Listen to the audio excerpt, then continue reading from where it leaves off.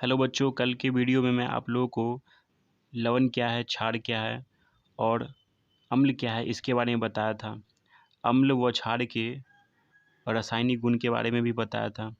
तो कल का वीडियो जो नहीं देखेंगे वो वीडियो जाके देख ले मेरे चैनल पे, ठीक है। आज मैं बताने वाला हूँ पॉप टेस्ट क्या है। तो हम एक क्या करेंगे, परख नली लेंगे। परख नली में हाइड्रोजन गैस क्या है, इसमें है। जब इसके नज़दीक कोई जलता हुआ मोमबत्ती डाल देंगे या फिर कोई माचिस का तीली डालेंगे तो ये क्या करेगा, पॉप साउंड निकालेगा। अगर पॉप साउंड नहीं निकालेगा तो इसके अंदर हाइड्रोजन गैस नहीं है। अगर निकाल दिया तो इसके अंदर हाइड्रोजन गैस है। तो पॉप टेस्ट से हम लोग को क्या पता चलता है कि उसमें हाइड्रोजन गैस है या फिर नहीं है। जैसे यहाँ पर लिखा हुआ, हाइड्रोजन गैस से निहित परखनली के पास जब एक जलती हुई मोमबत्ती लाई जाती है तो पॉप की ध्वनि उत्पन्न होती है। इस टेस्ट को हाइड्रोजन की उपस्थिति दर्शाने के लिए प्रयोग करते हैं। उसमें उस परखनली में हाइड्रोजन गैस है या फिर नहीं है, इसी का मतलब उपस्थिति दर्शाने के लिए पॉप टेस्ट किया जाता है। अब हम पढ़ेंगे उदासीनीकरण अभिक्रिया किसे कहते हैं। जब अम्ल द्वारा क्षारक का प्रेक्षित प्रभाव तथा क्षारक द्वारा अम्ल का प्रभाव समाप्त हो जाता है और परिणाम स्वरूप लवण और जल प्राप्त होता है, उसे उदासीनीकरण अभिक्रिया कहते हैं। तो हम लोग पिछले क्लास में क्या पढ़े थे कि क्षारक क्या होता है, कड़वा होता है। जब हम इसमें अम्ल डालेंगे तो इसका कड़वाहट खत्म हो जाएगा, यानी कि अम्ल क्या कर रहा है, क्षारक का प्रभाव खत्म कर रहा है। और क्या करेगा, अम्ल क्या होता है, खट्टा होता है। तो ये क्षारक इस पर डालेंगे तो इसका क्या होगा, खट्टापन खत्म कर देगा।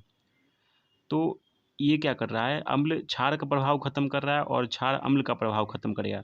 तो न ही ये हम लोग को जब प्राप्त होगा, लवण प्राप्त होगा, न ही ये क्या होगा, खट्टा होगा, न ही कड़वा होगा, ठीक है।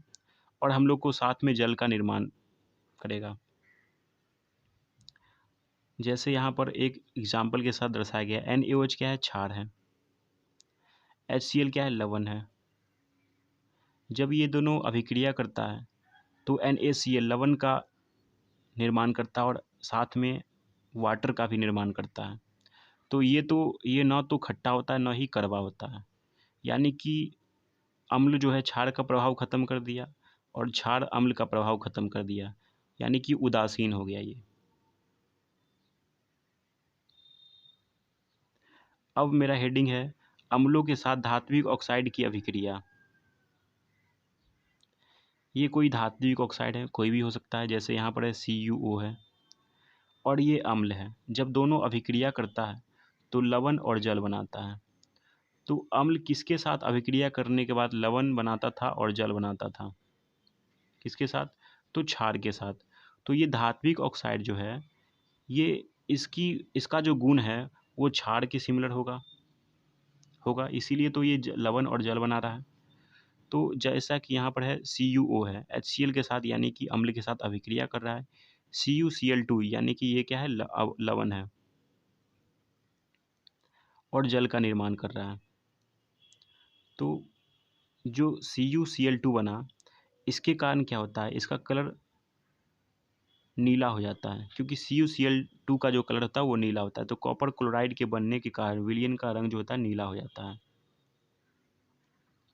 धात्विक ऑक्साइड को क्षारीय ऑक्साइड भी कहा जाता है। क्यों कहा जाता है, क्योंकि धात्विक ऑक्साइड जब अम्ल के साथ अभिक्रिया करता है तो लवण और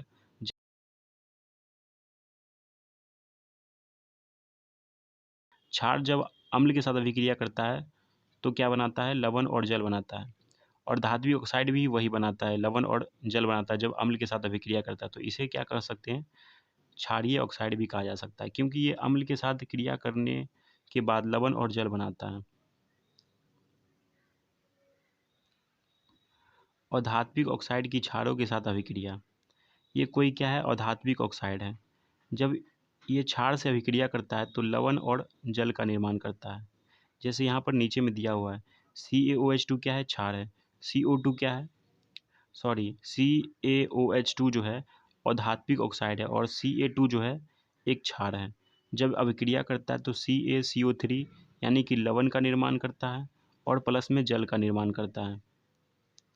तो नोट में क्या लिखा हुआ है, अधात्विक ऑक्साइड की प्रवृत्ति जो होती है अम्लीय होती है, तभी तो लवण और जल का निर्माण करता है जब ये क्षार से अभिक्रिया करता है, क्योंकि ये क्षार के साथ अभिक्रिया करने पर लवण तथा जल का बनाते हैं।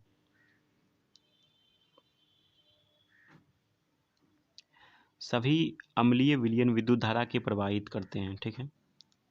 जैसे ये क्या है, ये कोई गिलास है, इसके ऊपर हम बल्ब डालेंगे, इसमें क्या भरा है, अम्लीय विलयन भरा है, बल्ब डालेंगे। नीचे एक बैटरी है, इसका प्लस और पार्ट और माइनस पार्ट इसे जोड़ देंगे। ये बल्ब डायरेक्ट इसके कांटेक्ट में नहीं है, ये दोनों के तार के, ये बस क्या है, अम्लीय विलयन के संपर्क में है। तो ये क्या करने लगता है, बल्ब इसका क्या होता है, जलने लगता है, यानी कि इसके अंदर क्या होता है, यहाँ पर विद्युत धारा प्रवाह होगा, तभी तो ये बल्ब जला होगा। तो सभी अम्लीय विलयन विद्युत धारा के प्रवाह करते हैं।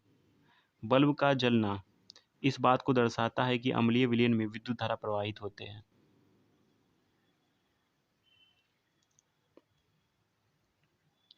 जलीय विलयन में अम्ल और क्षारक, कोई जैसे ही क्या है, अम्ल है, HCl अम्ल है, इसको जल में डालेंगे, H2O में डालेंगे, तो ये क्या करेगा, HCl क्या करेगा, H+ रिलीज करेगा। तो जलीय विलयन में अम्ल H+ क्या करता है, रिलीज करता है। वहीं जल की उपस्थिति में क्षार जो है OH- यहाँ पर होगा, गलती लिखा हुआ है, OH- रिलीज करता है। ये जैसे क्या है, ये NaOH है, NaOH है, इसको जब जल में डालेंगे तो OH- क्या करेगा, जल में रिलीज करेगा, और अम्ल क्या करेगा, H+ रिलीज करेगा, और क्षार OH- रिलीज करेगा। अब हम पढ़ेंगे क्षार। क्षार के बारे में कुछ इम्पोर्टेंट क्या है, पॉइंट है। सभी क्षारक जल में घुलनशील नहीं होते हैं, ये सभी क्या है, क्षारक हैं। जल में घुलनशील क्षारक को ही क्षार कहते हैं। तो ये सभी क्या है, क्षारक हैं, और ये सभी क्या है, जल में घुलनशील है। तो जल में क्या है, घुलनशील है, तो इस सभी क्षारक को क्षार कहेंगे। नोट, सभी क्षारक होते हैं, परंतु सभी क्षारक क्षार नहीं होते हैं, ठीक है।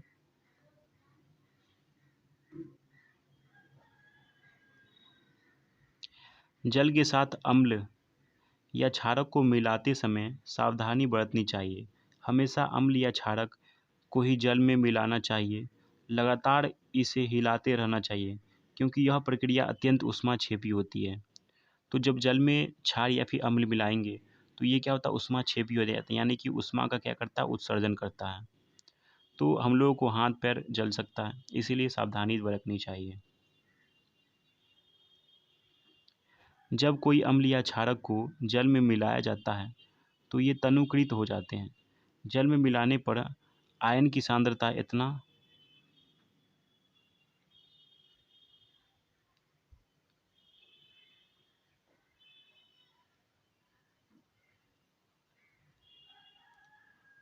अब हम समझेंगे क्षार तथा अम्ल की प्रबलता।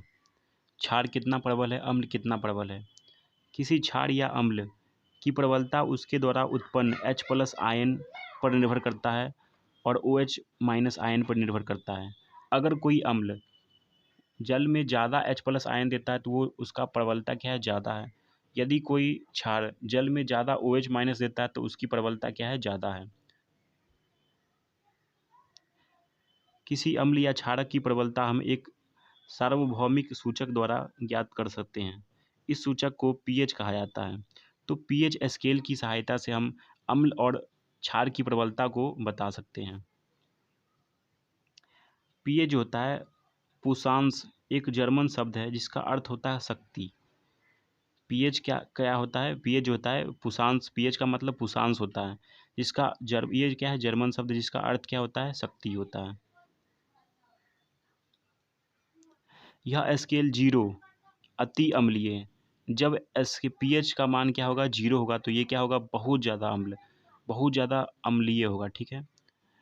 जब और 0 से कितना होता है, 14 होता है, 14 जब रहेगा तो अति क्षारीय होगा। तक pH ज्ञात करने के लिए उपयोग में लाया जाता है। जब उदासीन होता है तब इसका pH 7 होता है।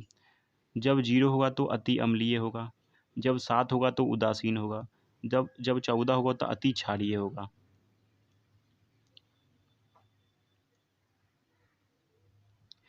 पीएच पेपर, यह एक विशेष प्रकार का पेपर है जिसे पीएच ज्ञात करने के लिए उपयोग में लाया जाता है। ठीक है, आज यहीं समाप्त करते हैं, कल के वीडियो में मिलते हैं नए लेक्चर के साथ। अगर आप लोगों को ये वीडियो अच्छा लगा तो मेरे चैनल को सब्सक्राइब करके बेल आइकन को दबा दीजिए।